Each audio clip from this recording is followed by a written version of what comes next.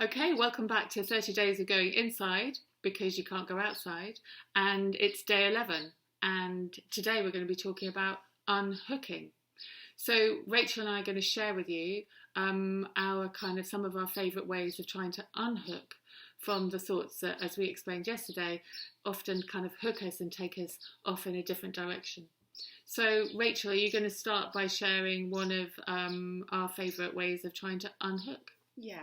So unhooking from unhelpful thoughts. My favourite one is to thank your mind for the stuff that it comes up with. Kind of remembering that our mind is doing what it's hardwired to do, which is to keep us safe at all costs. So our mind is just trying to do that. Keep us safe. It doesn't maybe have the language or the resources to do it kindly. So one thing that I find really helpful is that if I've got this kind of thought that's getting in the way, is just to literally, sometimes I even tap my mind and say, thanks for that. Thank you, mind, for trying to keep me safe. Thank you for coming up with this stuff.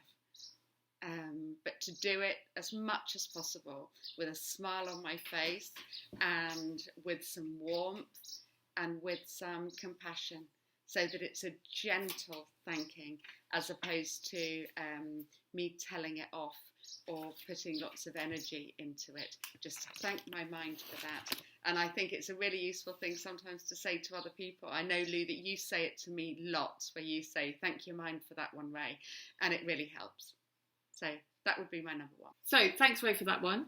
We're now going to go through a couple more of these ways of unhooking.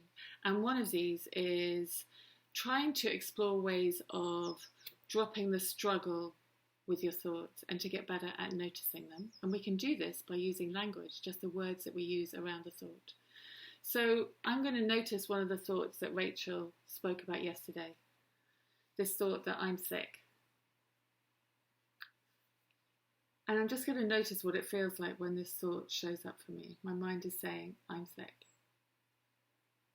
And when I'm really looking at the world from this thought. And just noticing how that feels. I'm sick. And as Rachel said yesterday, I can sense this sort of slight threat that's coming into my body. And now I'm going to just put a phrase in front of this thought. And I'm going to say to myself, I'm having the thought that I'm sick. I'm having the thought that I'm sick. And I'm just going to notice what it feels like to hear that. I'm having the thought that I'm sick. And then I'm going to add in another phrase, and I want you to do this as well, that I'm noticing that I'm having the thought that I'm sick. I'm noticing I'm having a thought that I'm sick. And just notice how that starts to feel. Notice that the thought hasn't gone away, but I'm becoming aware that there's a part of me that is noticing this thought.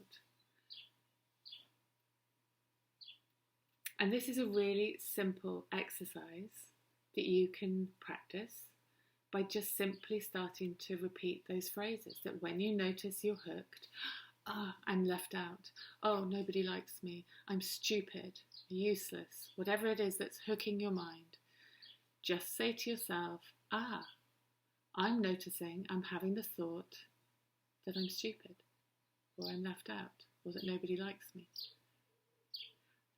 And just see how that starts to land. Thanks for that, Lou. Yeah, another metaphor that I find is really useful for putting a bit of wiggle room between my thoughts and my thinking is to see my mind as a radio.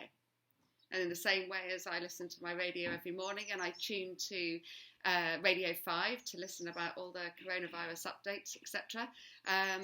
Radio 4 and Radio 1, they're still available. I'm just not tuned into them. So it's not about trying to get rid of certain clusters of thoughts inside our brain. It's just noticing when we're tuned into a radio station